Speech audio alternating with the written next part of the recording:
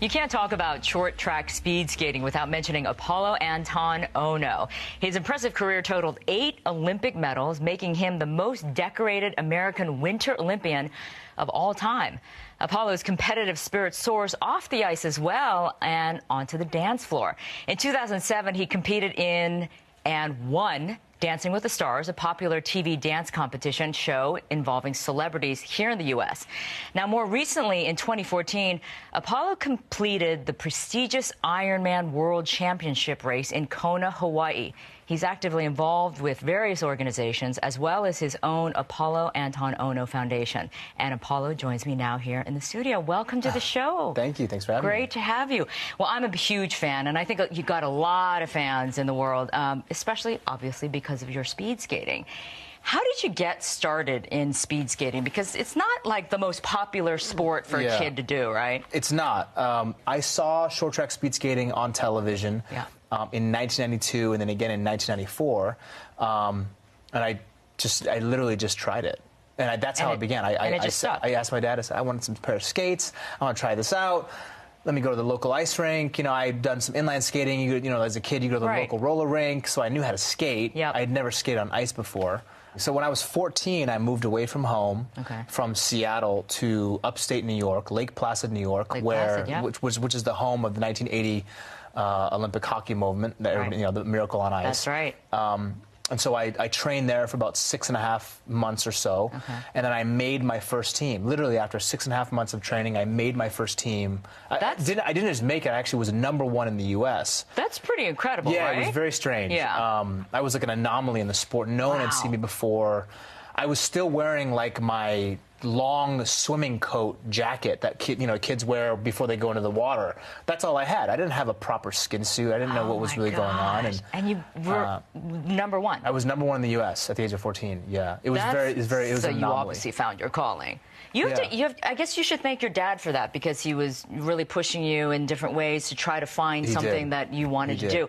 And your dad, I mean, he's your #1 fan, but you're his he is your #1 fan and vice versa, right? That's what I'm trying to say. Yeah. Is that he raised you alone. He did. So I grew up in a single-parent household. Right. My father and my mother divorced before I could obviously remember, when I was very young. My father decided to take me full custody, raise me my entire life, and it was definitely not easy. You know, I think anyone who grows up, I mean, when you have kids in general, I'm sure it's not easy, but especially in a single-parent household, you know, there's double the pressure. And my father, normally you see it traditionally as the mother bearing and keeping the child, and this time it was my dad. So it was difficult, especially with a kid who had so much ridiculous amounts of energy, difficult time focusing in school, didn't really know or had any passions in terms of pure academics. Although I did well in school, I didn't know really how to parlay this energy that I had into something that was going to be productive, which I think is the struggle for probably 90% of kids these days, right? I got this energy, where do I place it? Right.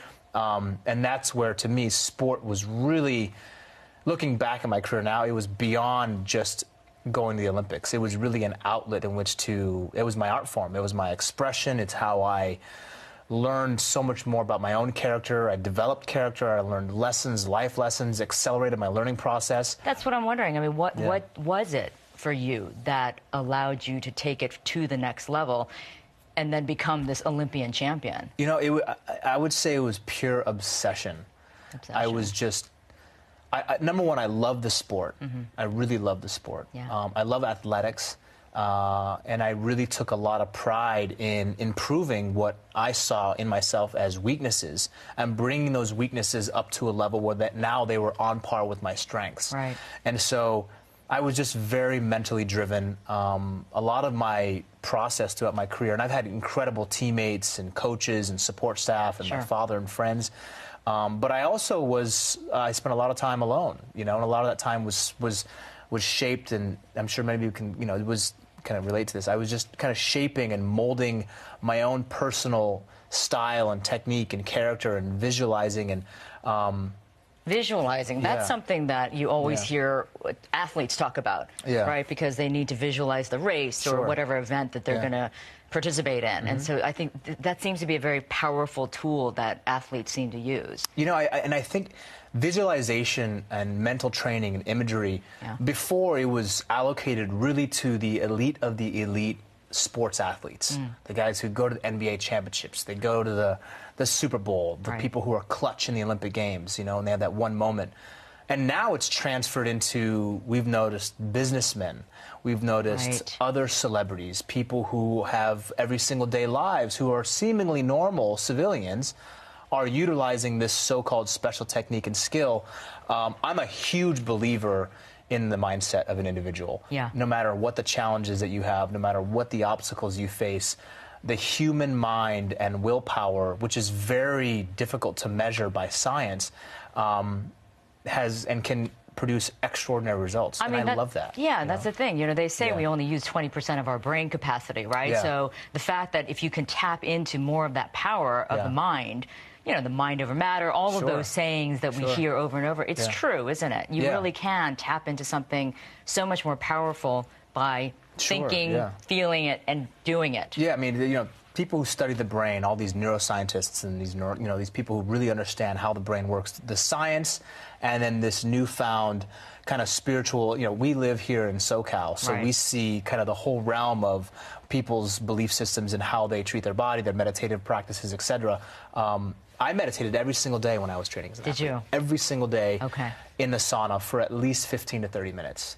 And some days it was just strictly focusing on my breathing. Some days it was focusing on the visualization of how I would want the next day to go, or my perfect race, or how I envisioned. We used to do something called imagery healing, where I would sit in the sauna and I would just visualize my cells healing themselves, taking the toxic lactic acid out, and just kind of pumping, and and so look, how do you quantify that into something that's a result? I don't know, but it felt that it worked, and to me, that's all that matters. It certainly can't hurt, right? Yeah, it's all that matters. What was the highlight for you when you were competing? Wow, that's difficult. I would have to say, out of I competed in 3 Olympic Games: 2002, 2006, and 2010. My final Olympic race in 2010 was in Vancouver, BC, where I learned how to speed skate. You know, growing up in Seattle, my father would drive me back and forth to Vancouver to go watch the Canadians skate, and I would kind of mimic them and copy them and see how they raced and their techniques. And so that's where I kind of learned how to speed skate. And now my final Olympic Games, I kind of ended my career. It was a very picture-perfect scenario. So I think that was the culmination of all of my years and years of training, not only from a physical perspective, but what I had gone through mentally, and my own personal, my self-growth as a young man was really coming to a head, at least at that chapter in my life. So that was a huge proponent towards, I think, just giving me that confidence that this is probably the best moment of my life in sports. But you know what? I mean, as an athlete, and I never want to take away from my Olympic career, because I cherish that with all my heart, no matter what happens in the future, it's still just one chapter, right? And I understand. When I was competing as an athlete, I used to think, like, I don't want to do anything else. And I used to get people who used to ask me, what are you going to do after you're competing? And I would answer something, but in the back of my head, I was like, what do you mean when I'm done competing? I'm going to compete. Like, I'm happy. If I died speed skating, I'm happy. Like, I was completely content with what I was doing. You were in that moment. I was in that moment. But now, having been retired for 6 years and, traveling around the world, focused on different projects, having different interests now, I miss training and skating every single day of my life. Do you? Every single day. Really? I miss it, absolutely. And the transition from professional or Olympic athlete into whatever, businessman, post-Olympic or post-athlete career is perhaps the most difficult and challenging aspect for any athlete in the name on the planet. And there's only been a handful who's been really, really successful. So you obviously retired, but you didn't stop with the competition, because you decided, crazy person that you are, to do the Ironman triathlon, which is truly the sort of, honestly, the hardest athletic thing that you can do. I would say it's up there. It's got to be up there. So Why? Why did you do that? Well, I ran the New York City Marathon in 2012, and then this opportunity came up to do the Ironman in Kona. Not just any of them, but the one in Kona, Hawaii. That's the big one. Yeah, everybody wants to do the Kona. It's the World Championship, right? Yeah. So it's the ultimate. Only a select number of individuals get a chance. Right. You have to earn your way to get there, number one. Yep. And then there's a few slots that are available to those who have not pre-qualified. I did not pre-qualify. And so there was this thought in my head saying, well, I don't want to take this for granted. Number one, there's a lot of people here who would die to have this opportunity. Yeah. This is what they want to do for their life. Sure. And so I took it really seriously, and I trained really as hard as I could for about 6.5 months, had an excellent, incredibly motivating and gifted teacher named Paula Fraser. She's a multiple Ironman winner, isn't she? She won like 14 Ironman. Yeah, something ridiculous like that. She's amazing. Right, yeah. right. So she coached me, and I spent some time down in Carlsbad, California, training with her, and the process was incredible. You know, I first did my half Ironman. It was so hard, and I remember I was running with this woman. Her name was Charlotte. She must have been, I don't know, she must have been like 60 years old or something. And I'm running alongside of her in the final like 5 miles of this half Ironman, thinking like, I'm an Olympic athlete, and this lady is pulling away from me. That's incredible. What is going on? So That's kind of humbling, isn't it? Yeah, I'm trying to have conversations with her so she slows down. Right? Like, I don't want anybody to get this on tape. This is embarrassing. That's great. And so after that half Ironman, I came to a consideration in my mind. You know, it's a realization. I said, okay, I have to take this seriously. And so I went back and I really trained as hard as I possibly could, and showed up in Kona and had the most exhilarating experience in my life.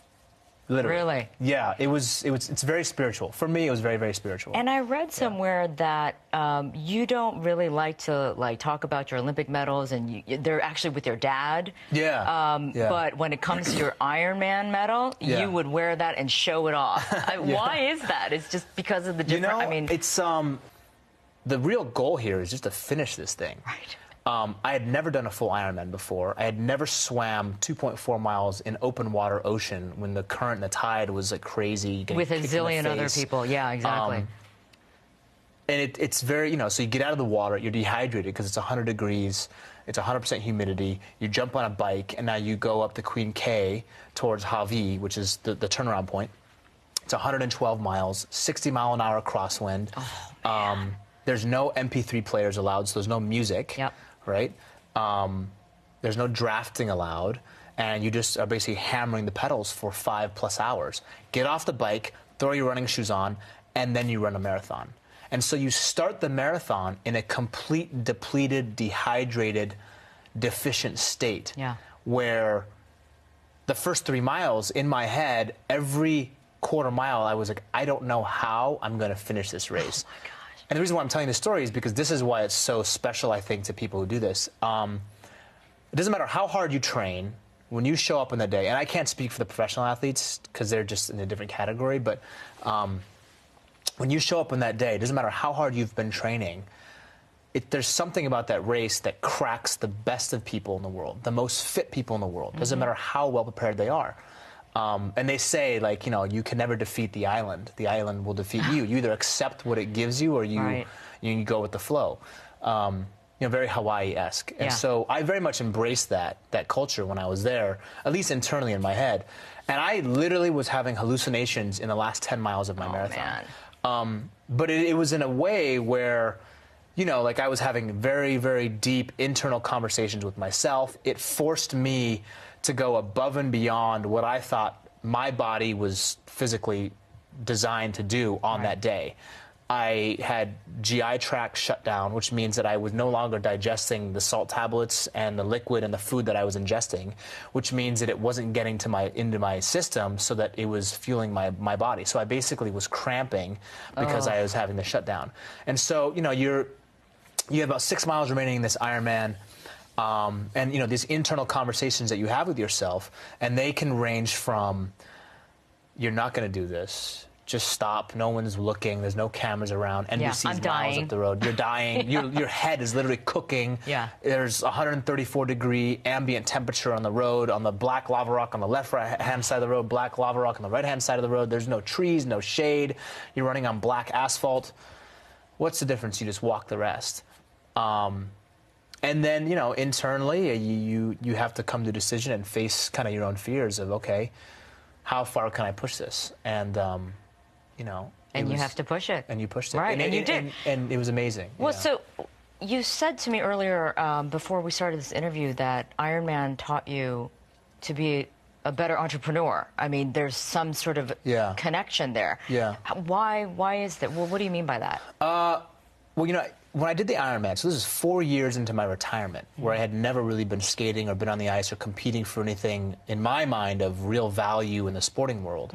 I needed this race more than anything. I needed it to reset myself, to recognize who I was at the core, which is an athlete, and remind myself that I do have the mental fortitude, strength, and willpower to overcome any challenge that comes my way, any obstacle, any difficulty, no matter how many times I get knocked down, no matter how many mistakes that I do make, I know that it will be okay, and I will wake up and I will finish whatever I'm going to do.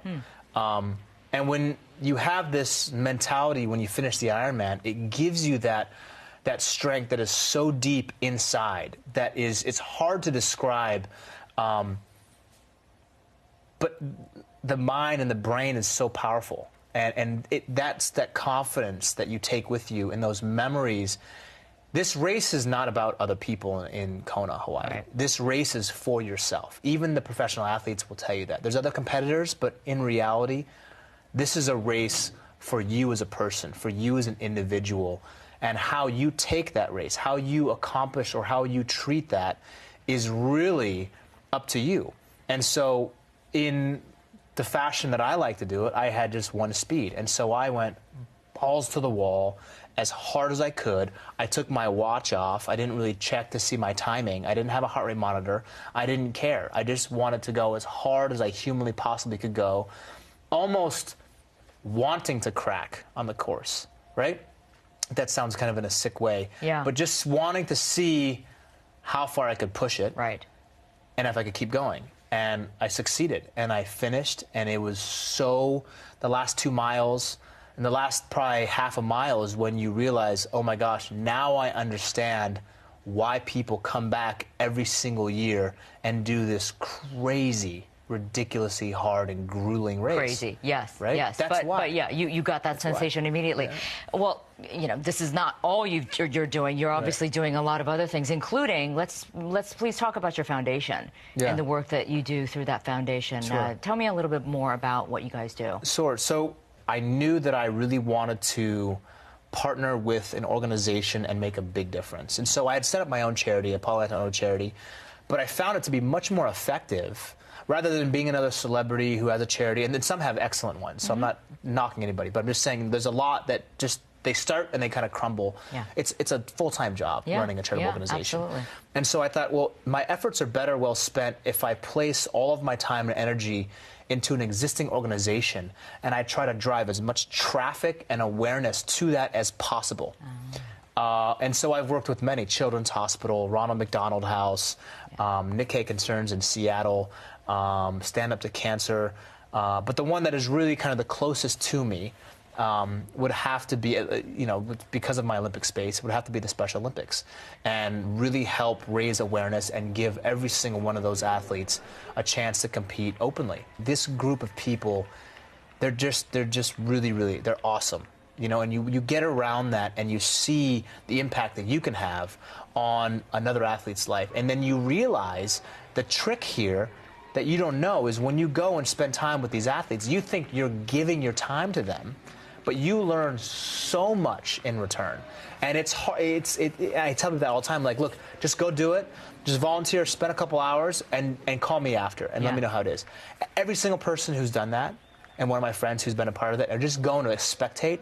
They've been like, I got so much more out of this than I think I brought. Curious, though, you said you miss training, you miss skating every day. Yeah. So are you still trying to take part somehow? I mean, with the Winter Olympics coming up in Pyeongchang, South Korea, are you taking part somehow that way? So upon retirement, and I kind of jumped around a little bit, but upon retirement, I told myself that I didn't want to basically ever get depressed because I wasn't competing. Yeah. And so I just hit the ground as hard as I could, entrepreneurial spirit, full effect, traveling the world, trying to do as much as I can to market both myself, my brand, other businesses, do as much as I possibly could in that time frame to become and achieve success outside of the sporting world. Okay. And I dabbled from everything, right? So I did 2012 London Olympics. I was there with NBC. I did the 2014 Olympic Games in Sochi. I will be going to the Pyeongchang Games in 2018. I'll be going to Tokyo in 2020. I'll be going to Beijing in 2022. Oh my gosh, you're just set up for a while. Yeah. Look, I love the Olympic Games. Yeah. That's what it comes down to. Yeah. And I love being in the other. I love being on the other side of the camera, right, competing and doing it. But now I can hopefully explain and give intricate details and insight, hopefully, that has never been taught before or said before from an athlete's point of view. And plus, I know the sport like the back of my hand. Listen, Apolo, I'm so happy to talk to you, and thank you so much for your time. It was great having you on the show. Thank you. Thanks for having me. All right, and good luck with everything. Thank you. All right. Well, we'll be right back with more from Los Angeles.